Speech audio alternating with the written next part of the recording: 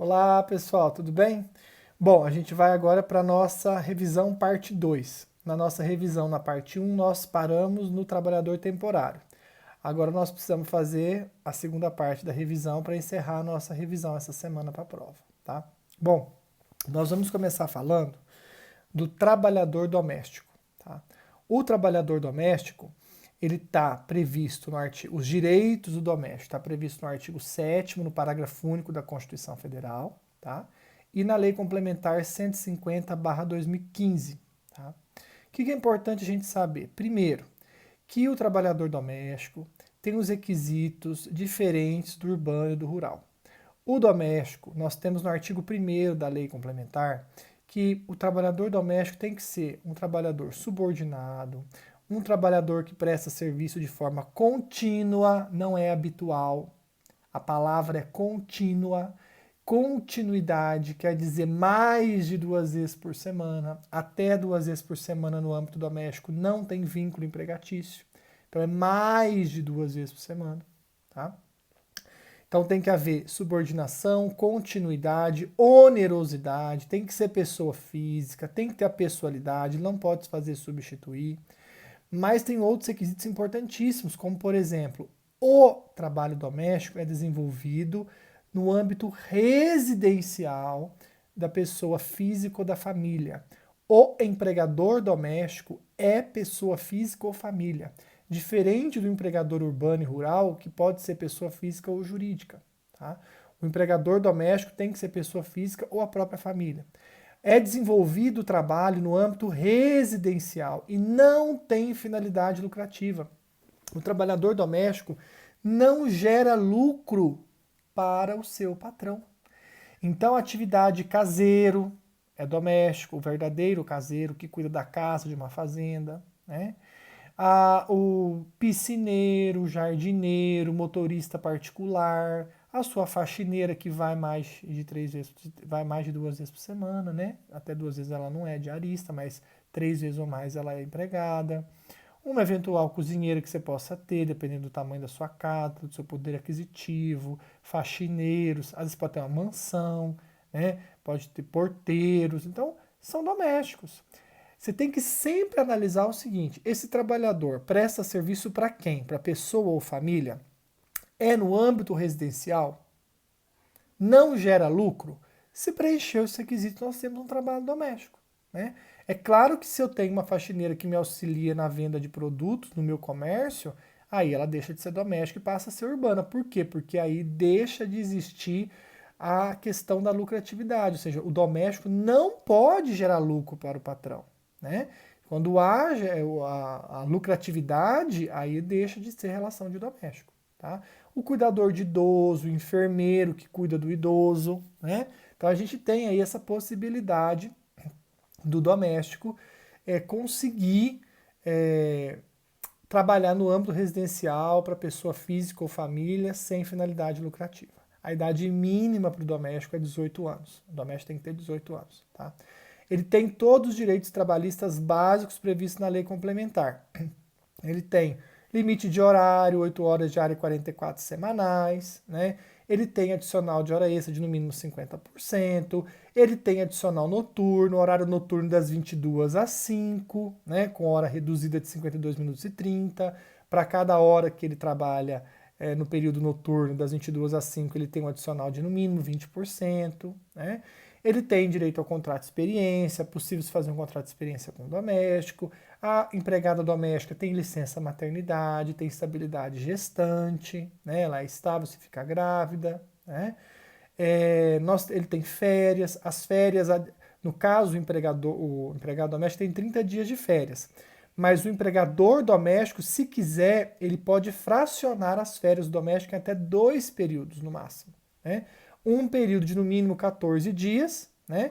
E aí um segundo período que tem que ser, acho que se não me engano a legislação fala que é de no mínimo 5 dias, mas eu não me lembro agora. Vamos pegar aqui a legislação, só para a gente confirmar. Mas o doméstico é de um período de pelo menos 14 dias, tá? Quando fraciona, deixa eu achar a legislação para vocês, é importante, pessoal, vocês darem uma olhada, uma lida na lei complementar 150 de 2015, tá? Lei complementar 150 de 2015, ela traz para a gente, eu comentei com vocês em sala, essa legislação. Deixa eu ver se eu tenho ela aqui mesmo. Eu acho que é 995. E aí fala para nós das férias. É importante falar esse negócio das férias, porque as férias é diferente, para a gente não confundir com o urbano. Porque o urbano você pode dividir em até 3 períodos. E o doméstico não. É no artigo 17, parágrafo 2º. O período de férias poderá, a critério do empregador, ser fracionado em até 2 períodos, sendo um deles de no mínimo 14 dias. Não fala quanto é o do outro. É o urbano que fala que um é de no mínimo 14 dias e os outros dois de no mínimo 5, tá vendo? Por isso que é bom a gente analisar para não fazer confusão. Então, o doméstico tem a férias de 30 dias, que pode ser fracionado em até 2 períodos, que esse fracionamento é o empregador que determina, né? Independe do aceite do empregado doméstico. Tá? Fracionar em 2 períodos, sendo que um período tem que ter no mínimo 14 dias. Né? Ele tem direito a 13º, seguro-desemprego. No seguro-desemprego ele tem que trabalhar nos últimos 24 meses de carteira, ele tem que trabalhar pelo menos 15 meses, né? Tem que ter 15 meses de registro para ter direito a 3 parcelas. O FGTS ele tem um FGTS de 8%, só que lembra, a multa de 40% ele não tem, porque o empregador doméstico tem que ir recolhendo essa multa mensalmente. Além dos 8%, recolhe-se mais 3,2% de FGTS, e se o empregador doméstico depois mandar embora, já está paga o que seria a multa. Né? Se o empregado doméstico pedir demissão ou for mandado embora por justa causa, esses 3,2 é devolvido. Lembra que eu comentei em sala com vocês que eu já peguei, já consegui a devolução de empregados que já pediram demissão? Então, a gente paga 11,2%, 8% do FGTS é do empregado, independente da rescisão, e 3,2% se ele for mandado embora sem justa causa, ele fica com esses 3,2 também para ele. Se ele pedir demissão, for mandado embora por justa causa, o empregador doméstico pega de volta esses 3,2, tá? E os direitos básicos que está na legislação dele. Lembra que ele tem um direito adicional de viagem? Se ele viajar, a cada hora que ele estiver disponível com o patrão na viagem, ele tem direito a um adicional de 25%. Então, quer dizer, é o adicional de viagem. Para cada hora que ele estiver trabalhando na viagem, além de vai pagar a hora normal, mais 25%. Tá? Um adicional de viagem. Não pode fazer descontos no salário dele, né? Não pode descontar alimentação, moradia, vestuário, né? Higiene pessoal. A moradia só pode ser descontada se você fornecer um local para ele morar que não seja na sua residência onde ele trabalha, né? E ele autorizar expressamente. Porque se ele morar num quarto da sua residência, você não pode descontar a moradia dele. Tá? Agora, vale transporte, você pode descontar. Tá? Vale transporte, se ele precisar, você pode fazer o desconto. Mas a alimentação, higiene pessoal e vestuário que você fornece, você não pode descontar dele, tá bom? Então, tomar esse cuidado. Então, doméstico, basicamente, é isso. Tem uma lei complementar com 50 e poucos artigos, né? Eu destaquei com vocês em sala, nós grifamos ali os principais, né? Fizemos um paralelo com o artigo 7º, parágrafo único da Constituição, né? Vimos quais incisos do parágrafo único não são devidos ao doméstico, né? Eles não têm direito a piso, eles não têm direito à proteção do trabalho do trabalho da automação, eles não têm proteção em relação ao trabalho da mulher, não tem uma política de proteção, eles não têm participação nos lucros da empresa, mesmo porque não tem como ter participação nos lucros, porque não é empresa, né, não tem lucro, né, e não tem insalubridade e periculosidade, hein, adicional de insalubridade e periculosidade doméstico não tem. Então nós fizemos essa análise em sala, fizemos durante quase uma aula inteira, nós fizemos a análise do doméstico. Então cuidado, tá? Dê uma olhada com cuidado no doméstico, o doméstico vai cair na prova. Tá? Não sei se vai ser uma pergunta, se vai ser VOF, mas vai ter doméstico na prova, tá? É fato. Rural. O rural, nós também falamos do rural. Rural tem os mesmos direitos do urbano, o artigo 7º da Constituição iguala o urbano ao rural, né? Eles têm os mesmos direitos, mas o rural tem lei específica. Tem a lei 5.589 de 73 e tem o decreto 73.626 de 74. Então tem uma lei, tem um decreto. mas em regra são os mesmos direitos do urbano. O que a gente tem que saber? Alguns direitos que são diferentes, né? Lembra, o aviso prévio. O aviso prévio, quando o empregador manda embora o trabalhador rural, o trabalhador rural tem direito a folgar um dia por semana para buscar outro emprego. Né? Isso é diferente do urbano. Né? O urbano ele pode sair 2 horas mais cedo ou trabalhar 23 dias e 7 não. Né? O horário noturno. O horário noturno do urbano é igual ao do doméstico, das 22 às 5, hora reduzida de 52 minutos e 30, com adicional mínimo de 20%. O do rural é diferente. O rural, se ele trabalha na lavoura, é das 21 às 5. Né? Das 21 às 5. Se ele trabalha na pecuária, é das 20 às 4. Lembra? A vaca acorda mais cedo. Das 20 às 4 pecuária, das 21 às 5 na lavoura. Não tem hora reduzida e o adicional noturno é de no mínimo 25%. Né? Então veja, é diferente. Né? O desconto, alimentação e moradia é diferente. No rural, se o rural eu dou alimentação farta e sadia para ele, eu posso descontar até 25% do salário mínimo em alimentação. Se eu forneço a moradia, até 20% do salário mínimo de moradia. Então, até 25% do salário mínimo de alimentação e até 20% do salário mínimo de moradia. O urbano é o inverso. O urbano é até 20% de alimentação e até 25% de moradia, só que é sobre o salário base, então fica maior o desconto do urbano. Né? Lembra que o rural come mais e mora mais distante dos centros, mora pior, né? Mora mais longe, mora mais distante.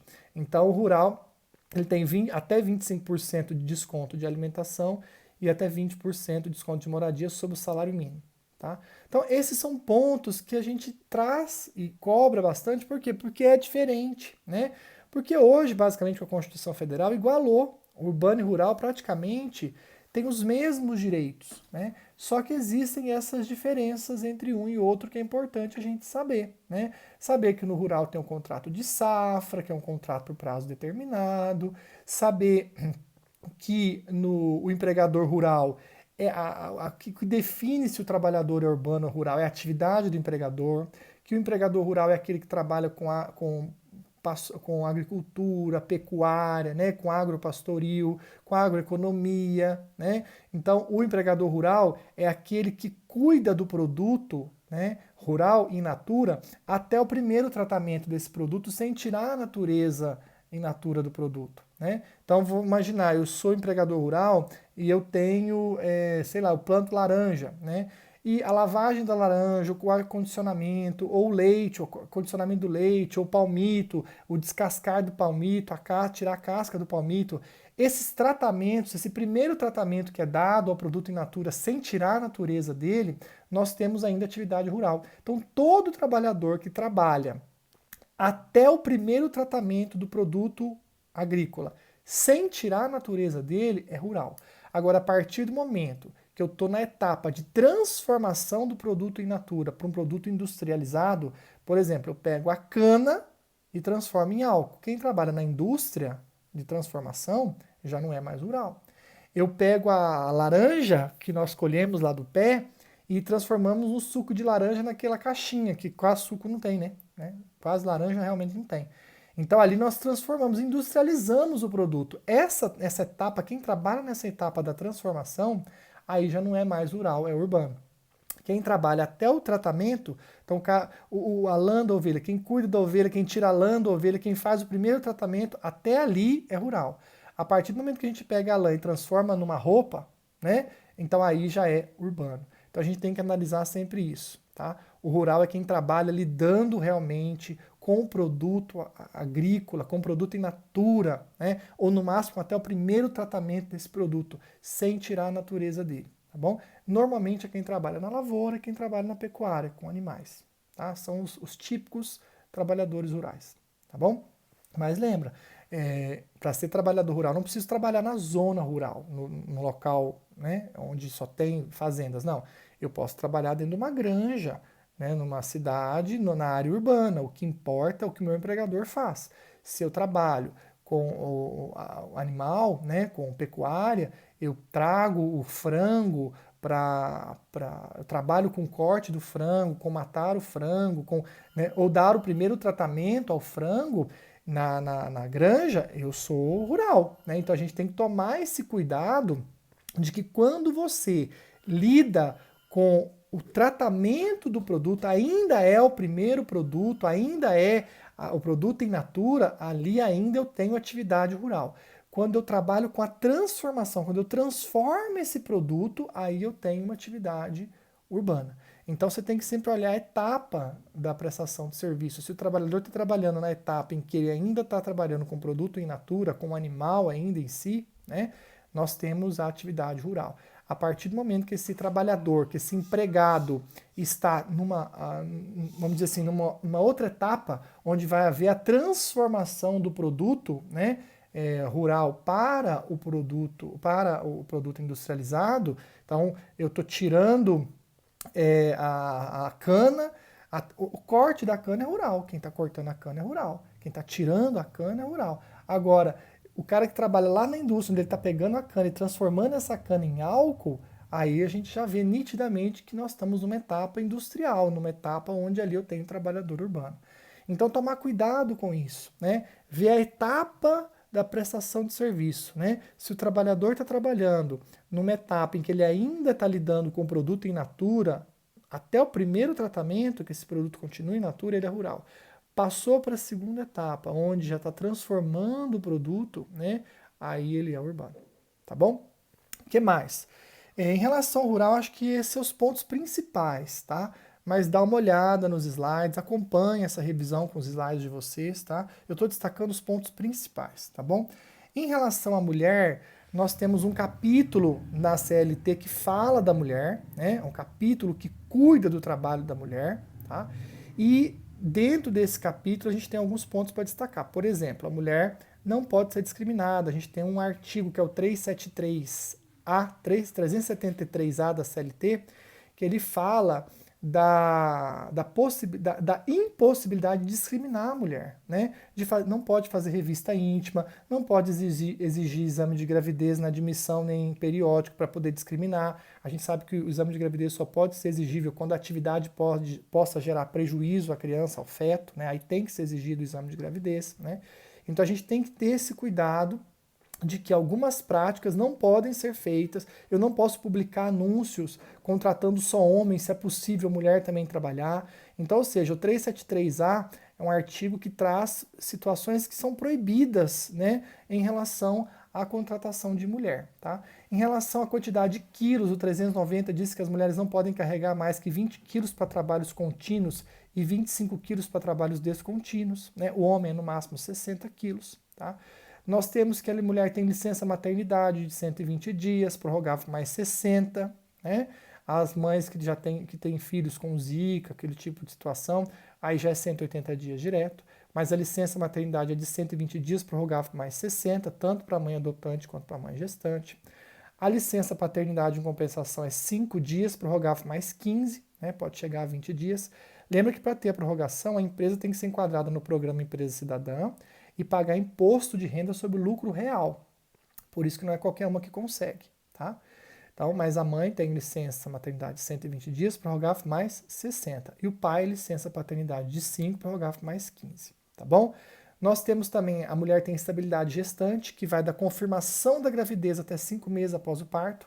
E lembra, eu expliquei para vocês isso, ela corre junto. A mulher constatou que está grávida, confirmou a gravidez, a estabilidade retroage à data da concepção. Então eu vou ver quando que foi a concepção, de quantas semanas ela está. Quando confirmou, quantas semanas está? Há 8 semanas. Então eu volto 8 semanas no contrato. Há 8 semanas atrás ela já é estável. E essa estabilidade vai até 5 meses após o parto. Então, veja, se voltei 8 semanas e caiu enquanto ela estava trabalhando, ou caiu no momento do aviso prévio, é a única estável que consegue estabilidade no curso do aviso. Então, se eu mando ela embora e ela está cumprindo o aviso indenizado em casa, né? Eu indenizei o aviso, ela não precisa voltar a trabalhar. Se ela fica grávida e a concepção se dá no curso do aviso, ela tem estabilidade. Então, eu tenho que sempre analisar o seguinte: a lei traz que a estabilidade da gestante é da confirmação da gravidez até 5 meses após o parto. É isso que está na lei. Tá? O que eu tenho que saber? Que essa confirmação retroage à data da concepção. Então, se a concepção se deu no curso do contrato ou no curso do aviso prévio, ela é estável e aí a empresa teria que reintegrá-la ou indenizá-la. até o final da estabilidade, porque a empresa só poderia mandá-la embora se ela praticasse uma falta grave, não podia mandá-la embora sem justa causa, né? E lembrar que a responsabilidade do empregador é objetiva, né? Quando o empregador manda embora, ele pode fazer no exame demissional o exame de gravidez.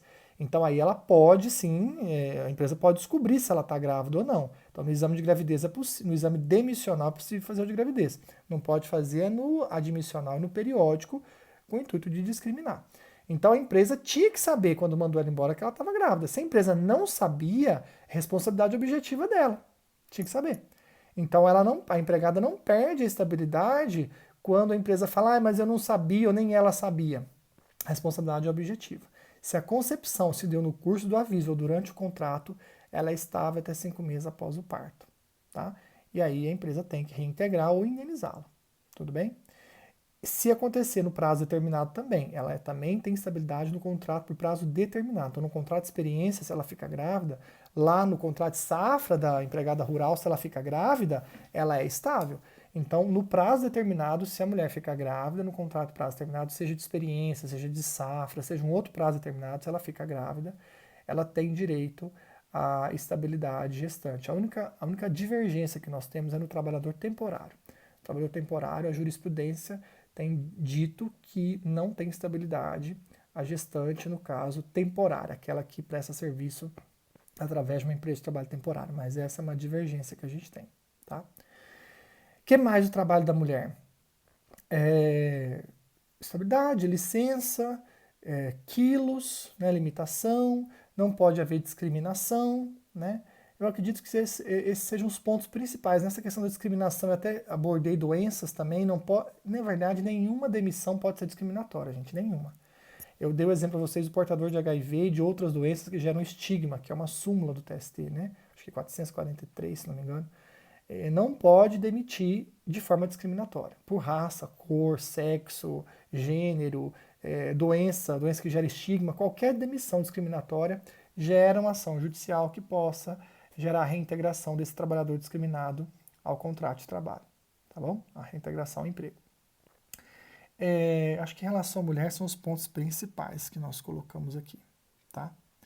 Em relação ao menor e o aprendiz, o menor, a idade dele mínima é 16 anos, né?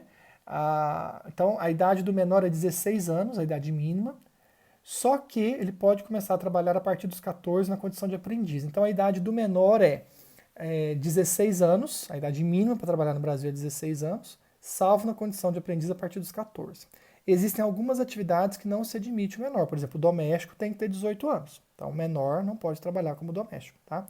O menor não pode trabalhar atividade insalubre, perigosa, atividade noturna, né? Então jornada noturna ele não pode trabalhar atividade perigosa, atividade insalubre, ele não pode trabalhar nenhuma atividade que gere prejuízo à sua moralidade, em atividades de circo que gera risco à sua vida, não pode trabalhar em atividades que geram, por exemplo, novelas, teatros que possam comprometer a sua moralidade com cenas fortes, pornográficas, enfim, ele não pode, né? Então existe essa proteção, tem que ter autorização do juiz da vara da infância e da juventude para poder trabalhar em atividades, né, onde ele tem que ser arrimo de família, o juiz vai avaliar isso, né? Então existe toda uma preocupação com o menor, a gente tem um decreto específico de 2008, passei para vocês, eu acho que 6.431, 6.471, não me lembro o número certinho, mas eu passei para vocês um decreto que não pode, que regulamenta em que situações o menor pode ou não trabalhar. Na verdade, ele traz atividades que seriam degradantes para o menor, que ele não poderia trabalhar, dentre elas o trabalho doméstico, né? Então nós temos um decreto que regulamenta isso. Nós temos na CLT o artigo 413, que diz, se não me engano, 413 ou 411, que diz da limitação do horário. Então, o menor ele pode trabalhar no máximo 8 horas por dia. Se ele tiver 2 empregos, não pode ultrapassar 8 horas por dia. O limite dele, mesmo tendo 2 empregos, é 8 horas diárias, né? Não pode fazer hora extra, não pode ter prorrogação.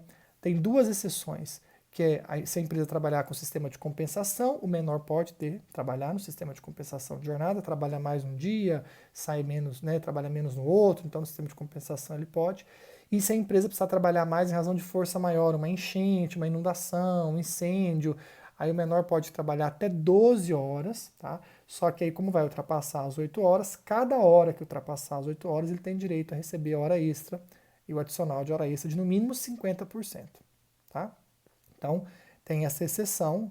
Menor pode fazer hora extra? Não. Em que situação é possível? Quais são as exceções? Força maior e quando a empresa trabalhar no sistema de compensação, ele pode. Tá bom? Lembra que a prescrição não corre para o menor. Lembra que o menor pode dar recibo de salário, mas não pode dar quitação ao contrato de trabalho. Tá bom? Então, eu expliquei, a prescrição não corre para o menor, a prescrição bienal, né?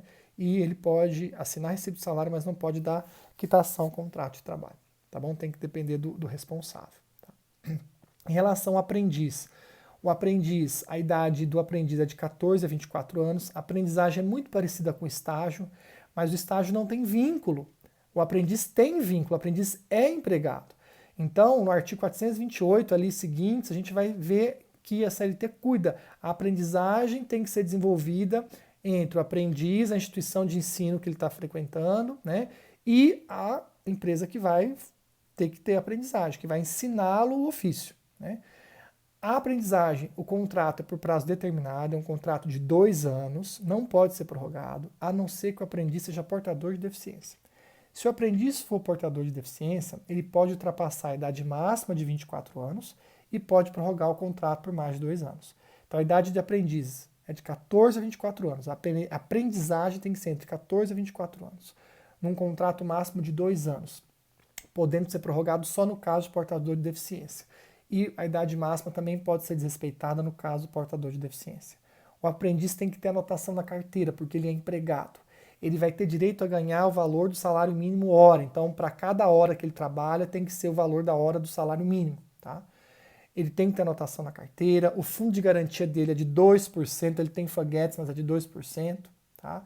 Ele tem todos os direitos trabalhistas, 13º, férias, lógico, proporcional ao salário que ele vai receber, porque a jornada dele é um pouco menor. A jornada dele é de 6 horas diárias. Tá? 6 horas diárias. Ele só pode fazer 8 horas diárias se ele tiver concluído o ensino fundamental e no local onde ele trabalhar tiver aprendizagem teórica, tiver aulas teóricas, o que não é comum. Tá? Então o normal dele é o limite de 6 horas. Ele não pode fazer hora extra, não pode, não tem exceção. A única exceção é que se ele tiver concluído o ensino fundamental e no local tiver aprendizagem teórica, ele pode trabalhar até 8 horas, é o máximo. Tá?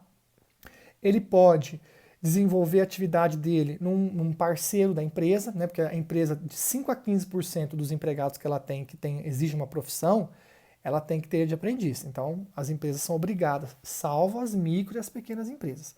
As micro e pequenas empresas não precisam ter aprendiz, tá? Mas as outras empresas têm que ter uma cota de 5% no mínimo e no máximo 15% de aprendizes daquele total de empregados que possuem uma profissão ali, né, regulamentada, uma profissão que exige treinamento. E às vezes elas não vão conseguir desenvolver lá a atividade, então ela vai ter um parceiro, né, ela pode destinar 10% dessas vagas de aprendiz para desportivo, ou seja, para atividades desportivas, para ensino de jogar algum esporte, futebol, vôlei, basquete, enfim, né? Elas podem destinar 10% dos seus aprendizes para a aprendizagem de algum esporte. Tá?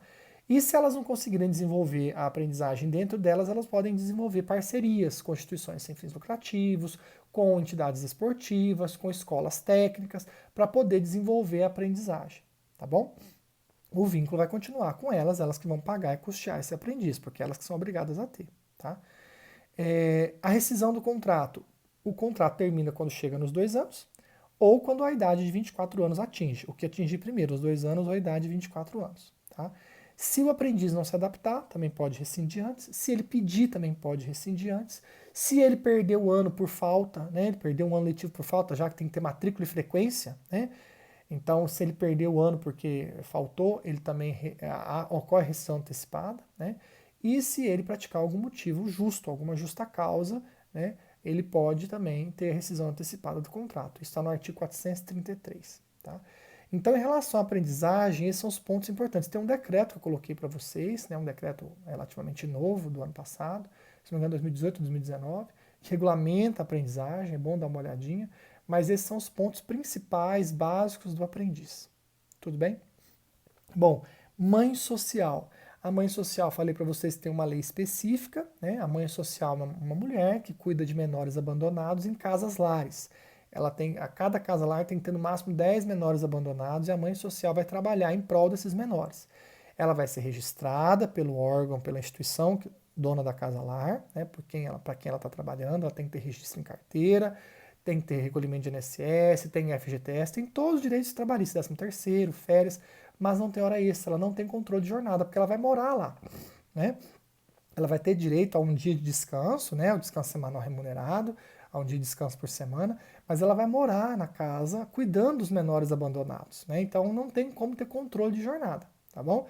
Então a mãe social não tem hora extra, mas ela tem todos os direitos trabalhistas na lei dela, que prevê na falta de dispositivo da lei dela, a gente aplica a CLT, tá bom? Então mãe social, mulher que cuida de menores abandonados em casas lares, até 10 menores abandonados por cada casa lar, né, para cada casa lar. Ela tem registro, anotação, direitos trabalhistas, com exceção da hora extra, com exceção do controle de jornada, tá bom? Em relação ao índio, o índio, se ele está socializado, ele vai ter direito a receber como qualquer outro trabalhador. Se ele trabalhar no âmbito urbano, direitos da CLT. Se ele trabalhar no rural, direitos do trabalhador rural. Se ele trabalhar no âmbito doméstico, direitos do doméstico. A diferença é que se ele ainda não está socializado, se ele está numa reserva, né, guardada, protegida pela FUNAI, tem que ter uma autorização da FUNAI, do órgão responsável, né, para ele poder trabalhar. Então, o índio que está dentro de uma reserva, ele não pode trabalhar sem autorização do órgão responsável por essa reserva, normalmente é a FUNAI. Tá? Agora, se ele já está socializado, se ele já está frequentando a sociedade, quando ele é contratado no âmbito urbano, ele recebe como urbano, rural como rural, doméstico como doméstico, sem segredos maiores em relação ao índio. Tá? O advogado empregado. Lembrar que o advogado tem alguns direitos como empregado, na verdade tem todos os direitos trabalhistas, né? Mas alguns são diferentes. Eu estou destacando os diferentes. O advogado empregado, o horário noturno dele é diferente do urbano e do rural. A hora noturna do advogado empregado é das 20 às 5. Ele não tem hora reduzida e o adicional noturno dele é de no mínimo 25%.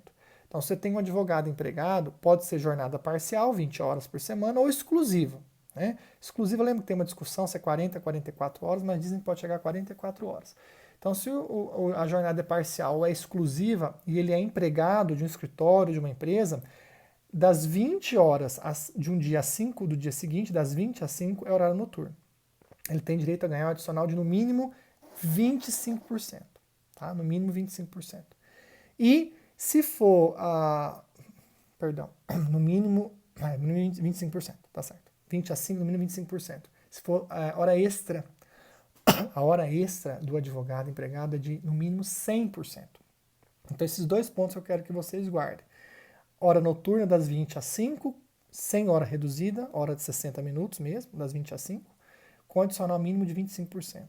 E, no caso da hora extra, a hora extra do advogado empregado é de no mínimo 100%. Tá? No mínimo 100%. Diretor não subordinado, o que é isso? É aquele caso que eu coloquei para vocês, né, na última aula.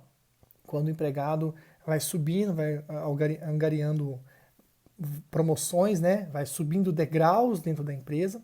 Se ele chega à presidência da empresa, ou aquela diretoria de presidentes, aquela diretoria top, né, que não tem subordinação, o contrato dele está suspenso e não vai existir vínculo aqui. Por quê? Porque não existe a subordinação jurídica. Então, cuidado. Quando eu falo assim, diretor, eu posso presumir que seja cargo de confiança, mas o vínculo continua. Agora, quando eu coloco que a pessoa ela passou a ser presidente da empresa, né, ou ela passou a ser o sócio majoritário, ter maior quantidade de cotas, neste caso, o contrato, no caso de ser presidente, o contrato fica suspenso. No caso dele ser dono, o contrato vai ter que ser extinto, porque ele não pode ser empregado dele mesmo. Né? Então eu tenho que tomar sempre cuidado. Se o cara era empregado e passou a ser dono, o contrato não existe mais. Se o cara era empregado, continua, entre aspas, vinculado à empresa, mas agora é presidente da empresa, ele não é o dono, mas ele é o presidente. Ou ele está na diretoria da presidência. Né? Tá entre a diretoria top, presidencial da empresa. Às vezes uma empresa tem mais de um presidente, ela tem uma diretoria com vários presidentes, com várias pessoas do mesmo nível. Só que esses aí não são subordinados. Se esse empregado agora faz parte da presidência da empresa, ele não tem mais subordinação. Se ele não tem mais subordinação, o contrato dele fica suspenso, que é a súmula 269 do TST. Então, quando vocês perceberem na questão que o empregado deixou de ser subordinado porque ele assumiu o topo da empresa, o contrato dele fica suspenso, porque ele não é empregado nesse momento mais. Tá? O contrato está suspenso. Quando ele deixar de ser presidente e voltar a ser um diretor normal, alguém que tenha subordinação, o contrato continua a vigorar, continua a valer, deixa de ficar suspenso. Tá? Cabo eleitoral tem vínculo? Não. Cabo eleitoral não tem vínculo de emprego, porque a legislação, o estatuto o Código Eleitoral diz que não tem vínculo de emprego. Tá? O cooperado e a cooperativa, aquela pessoa que é associado de uma cooperativa. O sócio da cooperativa, o que é associado, ele não tem vínculo com a cooperativa, nem com as empresas que tomam serviço da cooperativa. Então, uma cooperativa de prestação de serviço, nós temos lá 15 sócios, e esses 15 sócios que acabam prestando serviço para outras empresas. Esses 15 sócios não terão vínculo com a cooperativa, nem com o tomador de serviço, porque eles são sócios da cooperativa. Eles têm alguns direitos, sim, trabalhistas ali. Não é direito trabalhista, viu, gente? É direitos que a lei da cooperativa atribui a eles. Eles têm que trabalhar um mínimo de horas e vão ter alguns direitos mínimos para receber. Mas eles não têm vínculo empregatício nem com a cooperativa, nem com as tomadoras de serviço da cooperativa. Agora, se tiver fraude, se eu estou como sócio no papel, mas eu não sou sócio, não tenho poder de mando nenhum, eu não decido nada, não voto nada, eu só obedeço, aí no caso de fraude, aí sim é óbvio que vai ter vínculo. Tá? É óbvio que a cooperativa tem seus empregados, a parte administrativa, seus secretários, mas os sócios, se o exercício falar sócio cooperado, né, tem vínculo com a cooperativa? Não. Sócio cooperado tem vínculo com os tomadores de serviço da cooperativa? Não. Agora, se ele colocar que é uma fraude, que esse sócio, na verdade, não é sócio, que no caso de fraude, aí vai existir o vínculo com a cooperativa e a responsabilidade das tomadoras. Tudo bem? Eu acredito que deu aqui para fazer uma revisão geral mesmo dos temas que a gente viu, dos principais pontos. Estudem, dá para vocês gabaritarem essa prova, vocês vão ter um tempo maior, vocês vão obviamente poder consultar, porque a gente não vai fiscalizar isso, então vão ser questões objetivas de VOF que você vai ter a possibilidade de fazer uma consulta, de você estudar. Então, assim, estuda, porque quando você estudou e você lê, e você começa a fazer, e você vai respondendo, depois você vai conferindo o teu material, ver que está tudo certo, você tem a sensação que você está no caminho certo. Não se engane, tá? Não se engane. Ah, é uma consulta, eu vou poder, um colega me passar a cola. Nós não vamos ter controle disso, mas vai da sua consciência.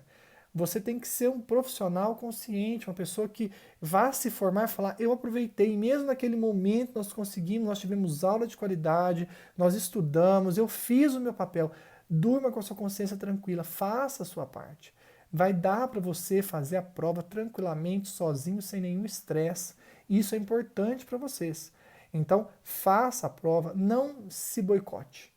Tá? Não se boicote. Estude para na hora que você pegar a prova, você falar, nossa, eu fiz essa prova sozinho e gabaritei. Agora, a gente sabe que existem outros que vão se boicotar.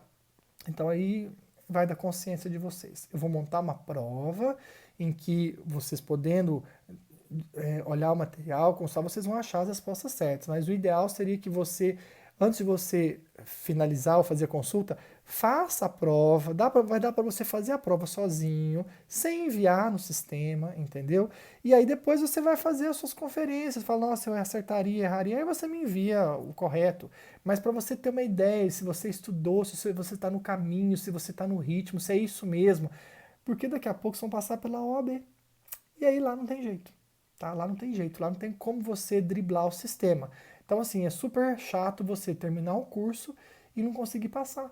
Então, faça já agora para você ter condições de passar lá na frente. Tá bom? Então, eu espero que vocês realmente tenham estudado, que as aulas tenham sido esclarecedoras. Vocês podem tirar dúvida comigo no nosso horário de aula pelo WhatsApp, tá? E tá aí essa segunda revisão. Estudem, a prova não vai estar difícil. Para quem está estudando, para quem está acompanhando as aulas, para quem está assistindo essa revisão, vai ter uma certa tranquilidade para fazer essa prova. Tá bom? Até mais, boa prova para vocês. Depois eu vou fazer a vista da prova também. Eu vou pegar a prova, nós vamos fazer a vista, vou gravar para vocês a vista da prova. E se vocês tiverem dúvida, vocês vão mandar no WhatsApp. Tudo bem? Até mais.